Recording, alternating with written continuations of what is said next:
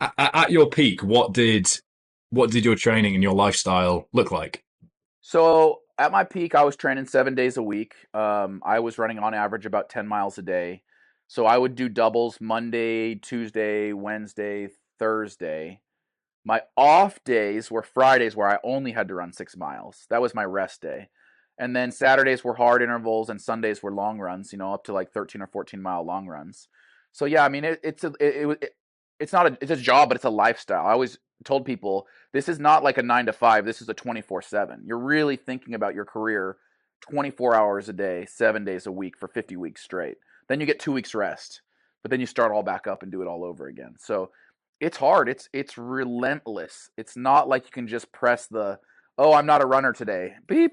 You don't get to do that. You still have to be a runner. If you don't feel like running, sorry, shut up and go run. It's really takes I'm not going to say a special personality or like characteristics to do that. Kind of like almost a messed up attitude that you're going to do that. Like I look back on myself. I look back on 23, 24-year old pro Nick Symmonds, and I'm like, what was wrong with that kid? Like, I was possessed. I'm like, seriously, that kid was possessed to do that. Like, I don't even know. I could never do it today. I don't know how I got through it, for 12 years as a pro. But you still love running for running's sake, don't you? If you could wake up every day and run Yeah, 5, 10 miles for sure. just like that, you would. I can. Which I is physically where that can. passion comes. Yeah, Yeah, yeah. but I do love running, and I always say the best way to start a day is an easy hour run. Nothing will make you feel better than just going out the door at dawn and running for an easy hour. And it used to fuel me. I felt so good, but now like if I do that, my knees and hips and ankles hurt. So I've had to find other ways to stay fit. But I do really believe in the power of endurance athletics to help you mentally and physically and spiritually, for that matter. Spirituality is a huge side of it for me. I mean, I have a degree in theology. I'm not a religious person, but where I find the closest thing I have to a sense of spirituality is in the mountains in Scotland. And I know you've publicly said that the seven summits are something that you want to conquer Oh yeah. in your lifetime.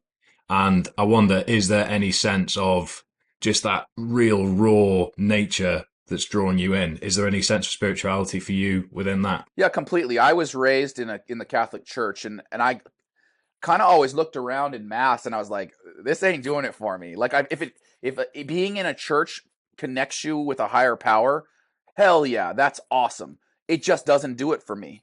When I'm out in nature, whether it's climbing a mountain or fishing or in a run, that's for me when I feel connected to a higher power. So that really would be what I consider my church, is being out in nature. I just look around myself and I'm like, there is something bigger than us that we can't see right now, but I can feel it.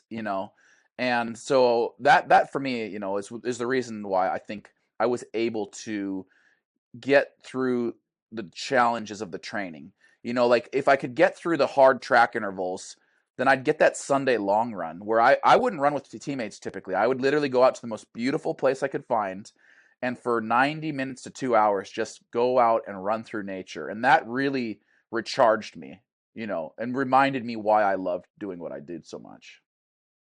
And something that I know you're big on as well, but I'm huge on, ditch the headphones. I'd never run Ditch with the headphones. headphones. Yeah, Ever.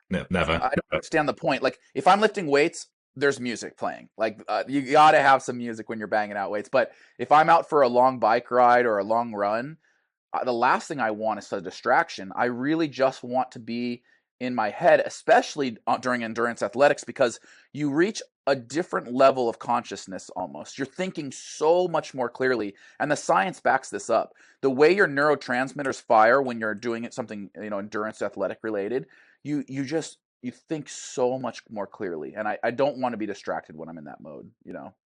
I completely agree. I zone in more on my low intensity, sort of 140 heart rate Yeah, stuff. Anything in zone two is where I'm most at peace. yeah, The white noise of the world is gone. quiet, and I can just zone in on my thoughts. And Exactly. that's why I love training in so many different disciplines, because it allows me to enter that state more often than I would if I was just in a single discipline. So I no, I share a lot of your passion for that spiritual draw to the outdoors.